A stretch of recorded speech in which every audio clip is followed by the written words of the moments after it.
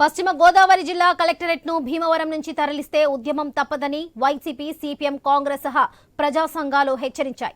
Collectorate ను శాశ్వత ప్రతిపాదికన భీమవరంలోని market యార్డ్లో నిర్మించాలని గత ప్రభుత్వం జీవో జారీ చేయగా ఇప్పుడున్న ప్రభుత్వం దాన్ని రద్దు చేసిందని ఆయా పార్టీల నేతలు ఆరోపించారు. కలెక్టరేట్ ను భీమవరంలోనే ఉంచాలని రౌండ్ టేబుల్ సమావేశంలో పలు పార్టీల నేతలు తీర్మానించారు.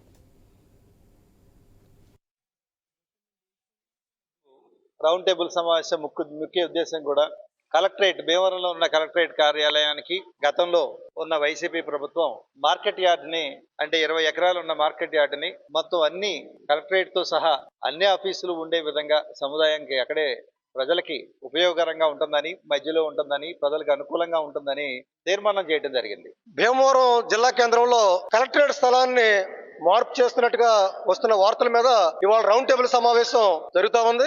ఈ రౌండ్ టేబుల్ సమావేశానికి అన్ని రాజకీయ పార్టీలని, ప్రజా సంఘాలని కూడా ఆహ్వానించాం. అయితే తెలుగుదేశం, జనసేన వారు ఈ రౌండ్ టేబుల్ సమావేశానికి హాజరు కాలేదు. అలాగే బీజేపీని ఎలాగ ఆహ్వానించలేదు. మిగిలినటువంటి రాజకీయ పార్టీలు అన్ని హాజరైన ప్రజా సంఘాల వారు కూడా అందరూ కూడా హాజరయ్యారు. ఏదైతే ప్రస్తుతం తాత్కాలికంగా ప్రకృతాశ్రమంలో కలెక్టరేట్ నడుస్తా ఉందో ఇది ప్రజలకు ఇబ్బందిగా ఉంది, అసౌకర్యంగా ఉంది కాబట్టి ఇప్పుడు మార్కెట్ యార్డ్ ని నిర్ణయించారు. 20 ఎకరాల స్థలంలో నిర్మించాలని ఏదైతే గతంలో నిర్ణయించి జీవో ఇచ్చారో అదే స్థలంలో నూతన కలెక్టరేట్ భవనం నిర్మించాలని చెప్పేసి మేము సిపిఎం పార్టీ తరఫున ప్రభుత్వాన్ని డిమాండ్ చేస్తా ఉన్నాం. కలెక్టరేట్ కార్యాలయాన్ని మరి పక్క ప్రాంతాలకి తరలించుకుపోవాలనేటువంటి ఆలోచన చేస్తున్నట్టుగా మరి ఈ మధ్య కాలంలో వినిపిస్తా ఉంది. అది ఎంత మాత్రం కూడా సరైనటువంటి విషయం కాదు. ఎందుచేతనంటే భీమవరం అనేది ఈ జిల్లాలో సెంట్రల్లీ లొకేటెడ్ ఏరియా. అన్ని నియోజకవర్గాలకి కూడా సమదూరంలో ఉన్నటువంటి ప్రాంతం కనుక ఆ కార్యాలయం ఖచ్చితంగా భీమవరం ప్రాంతంలోనే ఉండాలని చెప్పేసి వైఎస్ఆర్ కాంగ్రెస్ పార్టీగా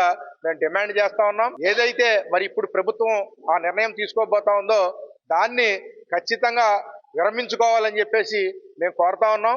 ఈ ప్రాంతం నుంచి ఏదైతే తరలించాలని చూస్తా ఉన్నారో దాన్ని పూర్తిగా అన్ని రాజకీయ పార్టీలని, అన్ని ప్రజాపక్షాలని కలుపుకుని పెద్ద పోరాటం చేసి దీన్ని వెళ్లకుండా ఆపడం కోసం అన్ని రాజకీయ పార్టీలతో కూడా మేము ప్రజా ఉద్యమం చేయడానికి సిద్ధంగా ఉన్నామని చెప్పి